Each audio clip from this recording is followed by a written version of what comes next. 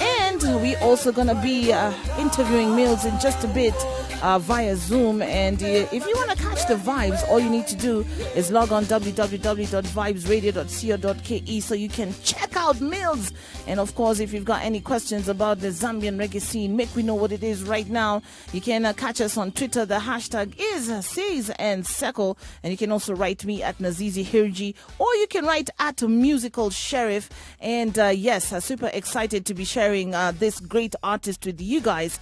And Milz is actually one of those artists that have become international on the reggae scene from Zambia, yeah? Yes. And he's often referred to as one of the leading pioneers of the Zambian reggae scene, and also dancehall, by the way. He does dancehall as well. He's a born and bred Zambian, okay, and he's also got a lot of awards under his name, several award nominations, including the prestigious Zambia Mosi Awards, and he's got very many styles, actually, ranging from the classic vibes of a tune like Good Woman, which is a favorite among the ladies, and he goes from that to tackling social issues with songs, that talk about issues, global issues and all that. So I'm really excited that we get to listen to him tonight and focus on him for 1 hour like we usually do on Spotlight. And Spotlight is amazing because we get to learn so much about new artists. Yes. And also big up Binti Africa, because she said, you know what, you need to listen to this artist. Yo, Unajua. this artist actually, it surprised me because I was doing a little bit of research on him, and I noticed this song on Reggaeville, a tune called "Who Is to Blame," and it's doing really well on Reggaeville with about 20,000 views, and it was just done 2 months ago. Okay. And just listen to that song for a bit. The delivery was really nice. Not as in it's you couldn't tell it's an African tune from an African artist. Yani wasanii wa Africa wamesonga, wameinuka sana. And I'm happy that if this is the kind of production that is coming out in terms of reggae in Africa, then we've got a lot to look forward to. There's a lot in store for us that we haven't seen as yet. Yeah, man. Super exciting stuff. I'm excited because, yes, we're going to be playing Milz on Afro Roots from now on. And, enough artists out there who have been doing reggae up Africa, lakini, because we don't like to appreciate our own, we start, kuna artist kweli Zambia, kuna artist kweli Malawi, and they're there. And they're doing great Malawi kuna music. reggae mingi, and we're going to be featuring them very soon. Yes, I. A lot of reggae from Malawi. Yeah, man. So here we are speaking about Milz, and you heard Sheriff talking about this song, Who Is to Blame? We're going to be playing that one next. And when we come back, we're going to be speaking to Milz all the way from Zambia. You don't want to miss it, so keep it locked.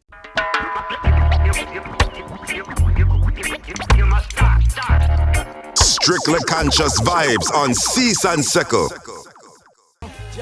Apiri, actually it's supposed to be Apiri. Apiri, all right. What's the meaning of Apiri, by the way? Well, Apiri is a name of a person, and in extended meaning would say mountains. Like a hill of mountains, yeah. Okay, welcome to the show, Milz. Give thanks for joining us tonight. Blessed love and greetings to one and all. Yeah, man, respect. And this is Musical Sheriff, and I'm Nazizi, and it's amazing that we get to link up in a virtual world right now. Yes.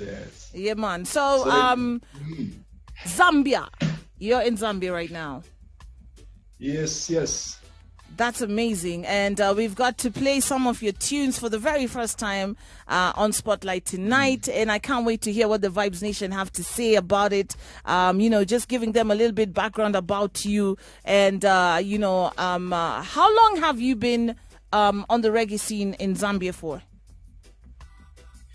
Not say from 20 or long, Been around for a while. Been around for a while, okay. Yeah, been around for a longest time, Okay, and the scene must have changed over the years quite a bit, right? We want to know first of all, the first question that we have for you is to tell us about your creative process during these difficult, restrictive times, and how you've been keeping yourself busy, considering that a lot of artists have, been off performing, no concerts, no rehearsals, just, most of artists are doing virtual concerts and stuff like that. What has been your journey like? Well, it's been a rough one, so to say, because like for the genre of music that I do, reggae and dancehall, it's we still have not that much of a bigger and wider support base. So you find that if it's getting to have heavy gigs and festivals, they're quite few. So in the few that we get to have, and then you have a lockdown, and then you have restrictions, so everything now get to collapse, So it's really gotten to a point where you need to re-strategize just about everything, It's been rough and hard, Yeah. So where you even end up getting to charge for a shout out, you've seen that. You need to survive. You need to do what you gotta do, right? And going on. So yeah. No, it's interesting what you said about the genre, like being reggae, being dancehall. You didn't have that many gigs already pre-COVID, right? I think that's a challenge that we all have, even in Kenya. I think most in Africa in general, when it comes to reggae and dancehall, there is a lot of barriers that we need to get through, and it's been difficult for everybody, even for the DJs, because like I know with Sheriff and his sound, we've been having curfews, we've been having shutdowns. But so how are you keeping afloat? What are you doing to make sure, like, apart from the shout outs and stuff like that, what have you been doing, like, to just keep busy and positive during this time? Well, getting to slide in the virtual sessions and squeezing a bit of gigs here and there virtually and all that, and also get the most possible gigs that will not need to have certain levels of restrictions, because you find that you get invited or you get booked for a gig where it is under strict conditions. Yeah. But and then you find that the payment of it is not like what you used to, Yeah. So but in which way you just give it and get to keep the vibes alive, And True. Also getting to put out a couple of sounds, especially on rhythms that you have a couple of people around, Okay. Because the way it is now, it's a bit difficult for artists to get to stand out, and just because mostly the promotions you need to be on the ground, so it becomes a bit easy when you get to ride on rhythms with a couple of artists, because you get to share the fans and you get to share the people that will pick in the rhythm, so rhythm is always good. Send out. Exactly. So like that, at least we get to send out the vibes and keep the vibes and keep the fans getting to walk with the tunes and everything. Okay. Yes, Milz, how are you, man? Greetings. Everything good, my king. Greetings there. Everything please, right? I get it that you guys are also going through a tough time like us in Kenya. I think it's the same situation out in Africa. And actually, I wanted just to know what is the situation like in Zambia as compared to other parts of the country. But you've answered that question, and I want to talk about your song "Who Is to Blame." I was listening to the song watching it actually on Reggaeville, and it's one of the songs that's performing very well on Reggaeville and from the views. Talk to us about this particular song and what's your motivation around behind this song. And basically how it's performing also in Zambia. Yeah. Well, Who Is to Blame to start with? I work with a band called House of Rhythm, based in Austria. Mm-hmm. I've been working with them for a couple of for a while, on a couple of tunes, and I have an EP which is yet to be released. Yes. So Who Is to Blame is just one of them, and well, the idea behind Who Is to Blame was, and still is, that we don't need to point fingers at anyone, Yes. It is us that need to fix up things around, This element that we get to have to say, oh, it's that one, it's this one, yes. And we want to play a spectator role, and yet we can get to make a difference if we decided to get to work together and sort out everything. Yes. You know. Yes. And well, the video locally is doing good, and a couple of stations get to jam it here and there. Yeah, man. But of course, you find that like the way it is, reggae and dancehall is seen to be too radical. Yes. Because even in the lyrical content, you find that I will talk about what is happening in the community and strictly get to point it out. Yes. So you find that certain radio stations will not get to play Milz because they feel maybe in a way they'll get to compromise with the way they need to operate license-wise, you know. And of course, you know how African politics get to roll. Yes. You know, so people need to play it safe in a way. I don't know if that's the idea, but anyway, respect to each and every one of them that still support reggae. Yes. But you find that certain stations can't play certain songs. You know? Really? So it's rough out here, but we keep pushing money now. Yeah, man, and you know, Zambia was one of those countries that you get a lot of reggae from. How is it in Zambia right now? Is reggae widely accepted among the fan base, and is the fan base growing? Are you getting a different? Maybe is it an awakening, or is it an acceptance to the music from the people? And like you said, you're having some challenges with some stations, but is it generally getting better? It is getting better because, like way back, we would not even get to have reggae and dancehall artists in some of the award shows. But over time, we got to get recognition to a certain level where even at the awards, you get to have a slot for reggae artists and reggae music and reggae genre itself, and dancehall as well. Yes. You know, because mostly you find that when people get to talk about dancehall, they want to mix it up with anything that bops in the club, you know. But with time, people go to understand what really dancehall is about and respected the art and the people behind the art. And started placing the artists that do strictly that sound in the categories that they needed to be.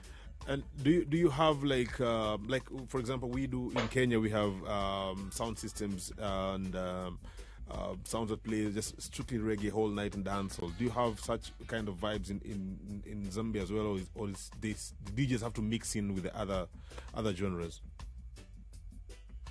Well, we have we had set up a Z-West sound system some years back, and there was another sound system that was getting to set up as well called Jack, based in Norway, but had this other branch in Zambia because that's one other movement that I work with.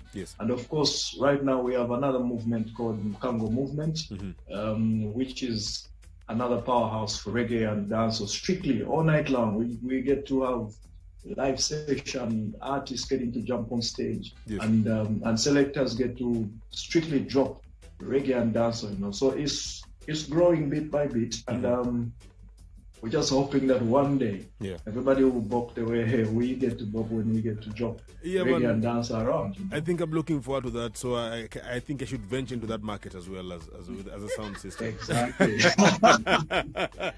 Yes, Milz, and we are super happy that we got to talk to you tonight. I know you've got some new projects coming up. You're recently on the Manessa project, right? That had about 80-something artists from Africa. How was it working on that rhythm as well?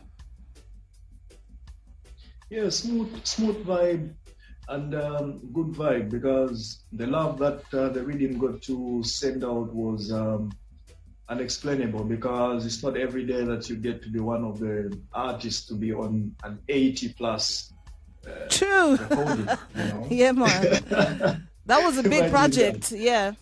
Exactly. So a big project and a big mission, and I must say Manessa is here to stay, and more rhythms will definitely get to drop as we get to go, and Okay. more new faces, Yeah. of course, getting to be added. Yeah, man, big up, man. We really appreciate talking to you tonight, and we are introducing the Vybez Nation to your music. We're gonna be playing just strictly Milz till 9 o'clock. We started off at 8, and you can check out on the socials and talk to the fans. Vybez Nation are here supporting, and we're happy to keep the link going. And we Africa's first audio-visual reggae station, 24 hours reggae station. What do you have to say to Africa, everyone who's tuned in right now?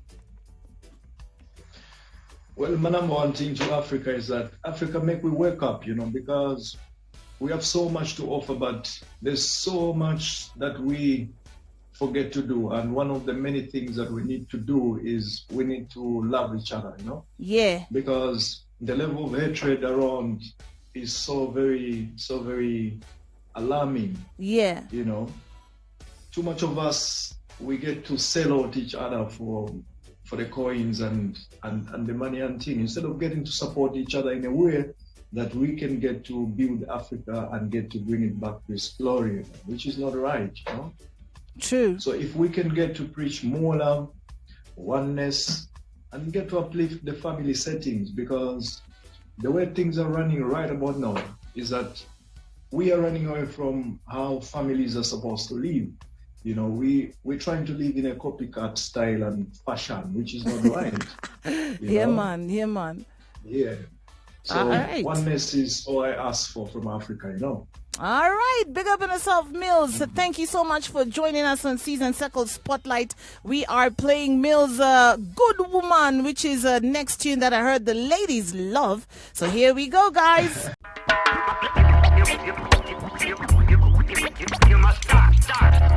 Strictly conscious vibes on Season